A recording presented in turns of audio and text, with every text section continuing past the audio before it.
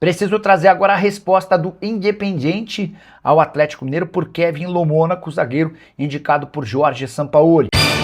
Eu recebi uma informação aqui que ela é no mínimo curiosa.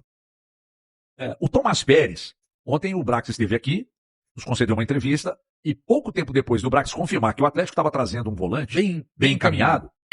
O Atlético terminou o jogo com o Dudu sendo o único atacante de ofício, com o Bernardo centroavante e com uma substituição ficou pra trás, né? Porque fez só 4, usou 3 paradas no segundo tempo, fez 4 alterações e terminou assim, não sei. Sampaoli trabalhou muito mal de novo, Edu. Preciso trazer agora a resposta do Independiente ao Atlético Mineiro por Kevin Lomônaco, zagueiro indicado por Jorge Sampaoli. Daniel Seoane, diretor do Independiente, deu uma entrevista na Argentina e disse o seguinte, abre aspas, chegou uma oferta formal, mas ela é insuficiente.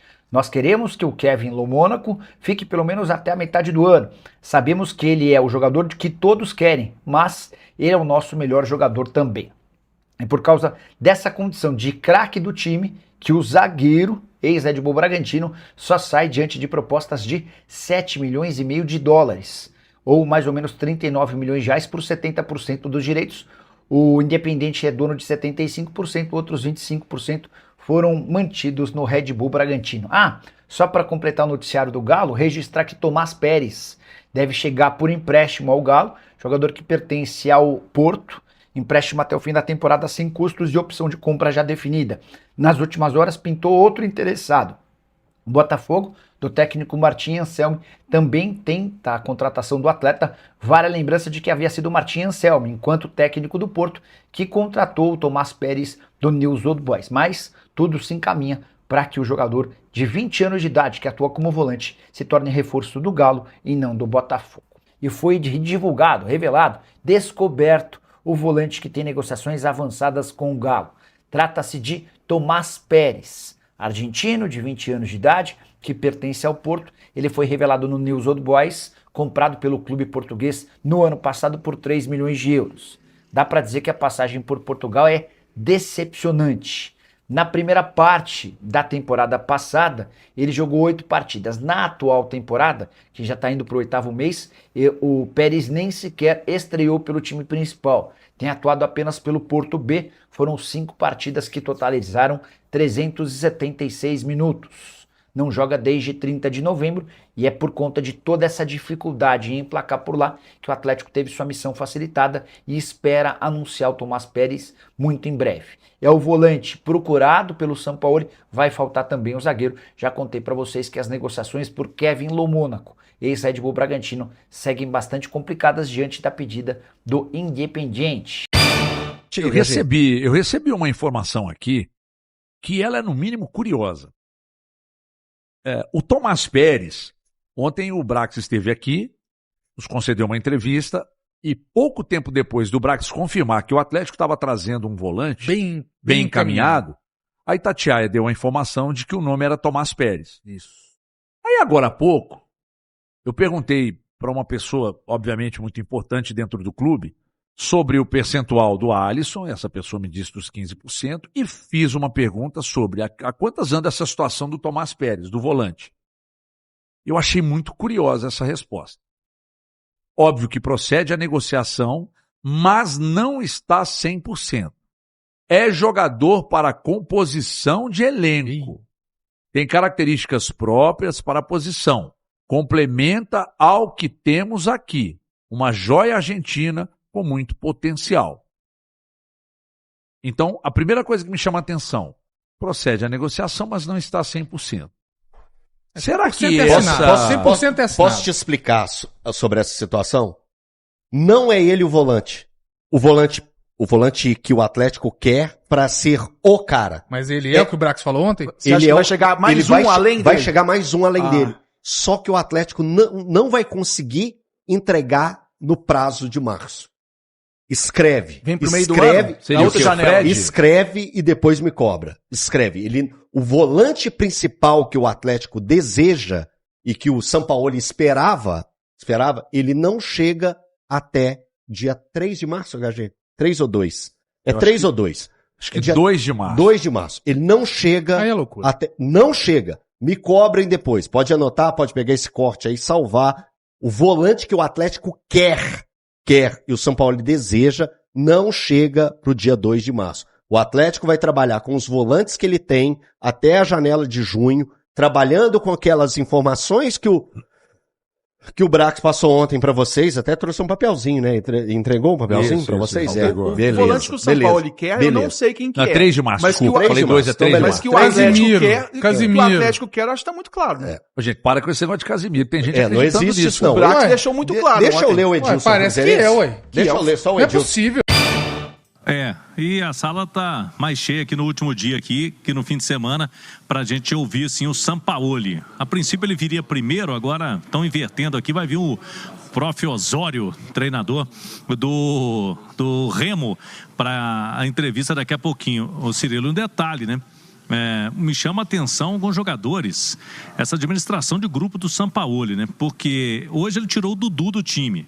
O Dudu fez um jogo contra o Bragantino, foi substituído no intervalo, mas até então o Dudu foi muito bem no clássico, contra o Palmeiras também destacada a atuação dele.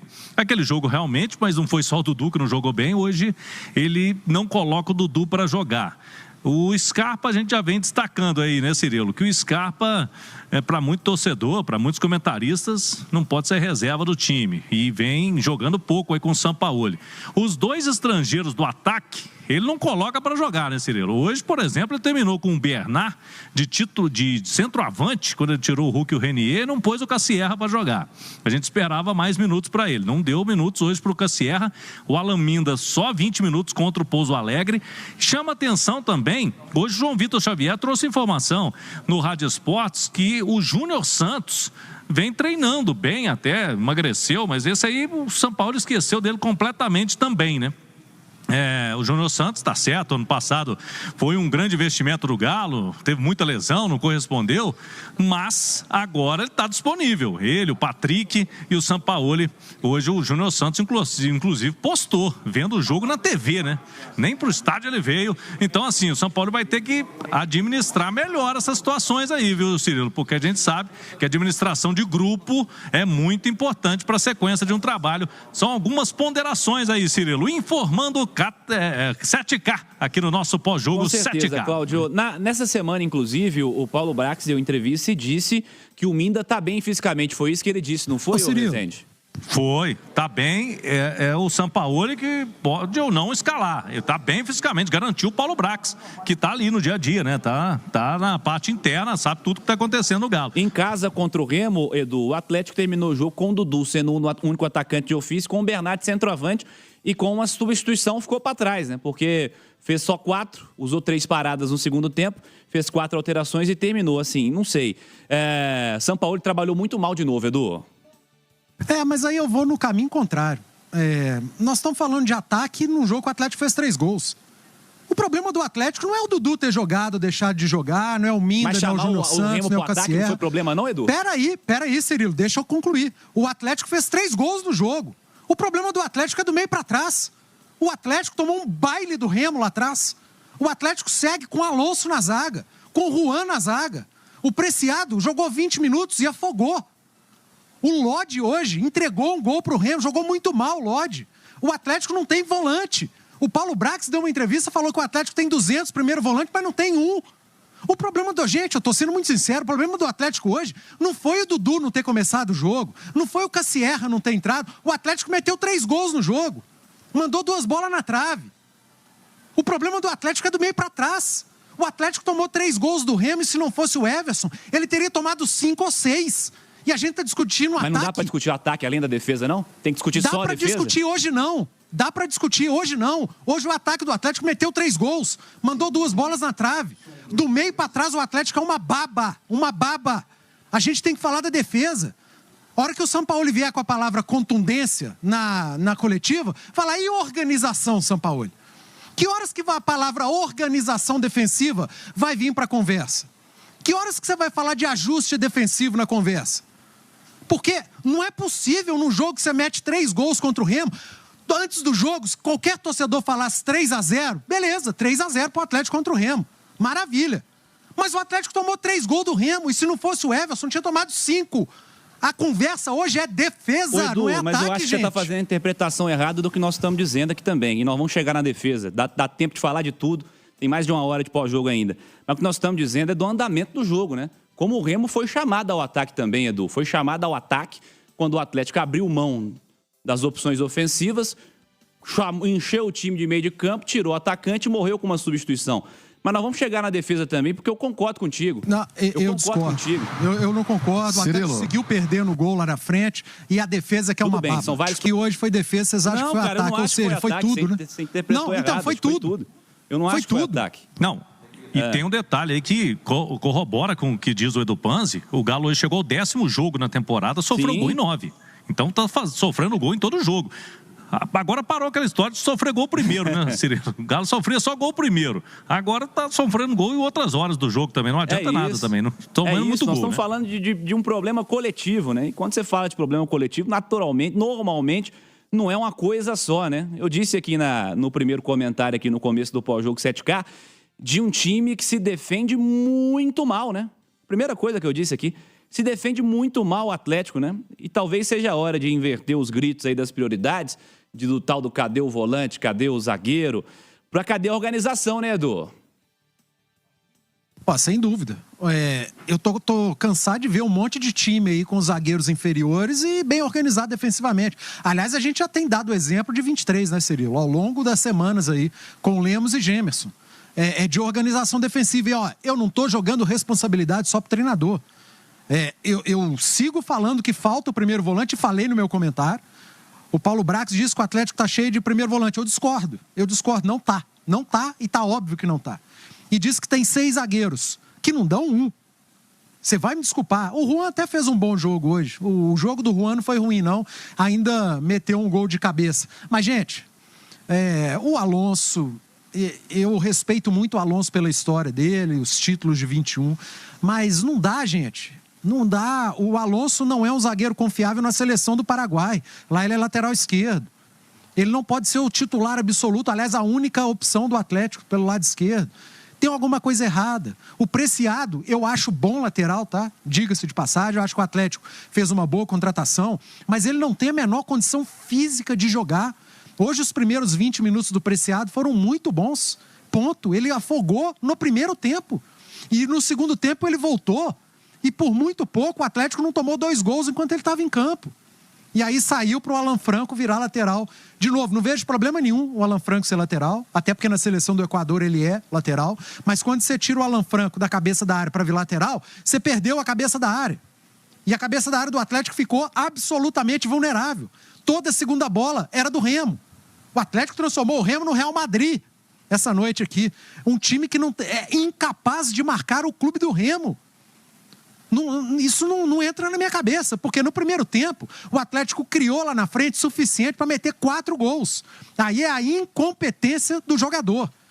Não dá para colocar na do treinador. O Atlético construiu na primeira etapa o suficiente para golear o Remo. Mas na primeira etapa, ele teve, o Remo, pelo menos 2, 3 chances. Ô Cirilo, o Remo finalizou 18 vezes hoje na Arena MRV. As mesmas 18 do Atlético. O Remo não merecia perder hoje. Por isso que eu bato nessa tecla. Hoje, essa noite aqui, e aí a gente pode ampliar para o geral, mas essa noite, o Atlético defensivamente foi uma vergonha. Time panda, time frouxo. Não consegue marcar, cheio de espaço, desorganizado. E não é só peça. Não é só a falta do zagueiro que falta. Não é só a falta do primeiro volante que falta. Não é só o Preciado estar mal fisicamente, que está mal fisicamente. Não foi só a péssima noite do Renan Lodge. Não é só o Alonso que está mal e está mal. É organização defensiva que não existe no Atlético. O Atlético incomoda o Atlético. O Pouso Alegre incomoda o Atlético. O Remo incomoda o Atlético. Todo mundo incomoda o Atlético, gente. Não é só contratar, é organização. E quem tem que explicar, responder e arrumar minimamente é o treinador. Ah, já está fritando o São Paulo. Estou fritando coisa nenhuma. Eu estou fazendo uma análise de um jogo que o Atlético tomou 18 finalizações do Remo, que assistiu o Remo dar totó no jogo, na Arena MRV. Que se não fosse o Everson, o Atlético que tomou 3 gols do Remo teria tomado 5 ou 6. Isso, para mim, é inaceitável, mas é explicável. E quem tem que explicar é o treinador. Então é isso aí, pessoal. Já que você chegou até aqui no vídeo, não se esqueçam de dar aquela moral, né? Se inscrevam aqui no nosso canal, deixando um like, a opinião de vocês aqui nos comentários, galera. Vai nos ajudar bastante, né? Pra gente tá trazendo esses cortes aí do nosso galo todos os dias aqui pra vocês, pessoal. Rapaziada, então é isso, né? A gente vai ficando por aqui. Um forte abraço a todos. Fiquem todos com Deus e até o próximo vídeo, galera. Fui!